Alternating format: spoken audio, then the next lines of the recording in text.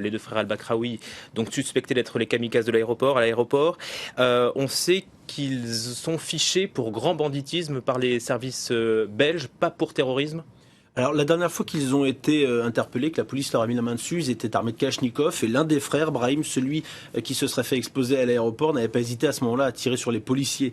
Son frère Khalid, lui, avait été connu notamment pour des vols de voitures. Les deux, les informations arrivent petit à petit, mais les deux auraient été condamnés ensemble pour des affaires de braquage, mais en effet pas pour terrorisme. Alors sur Khalid, celui qui aurait agi au métro de Malbec hier à Bruxelles, on sait qu'il aurait loué sous un faux nom un appartement à Charleroi qui a été utilisé par l'un des commandos qui a perpétré les attentats de Paris, donc qui a été utilisé en préparation avant de se rendre à Paris.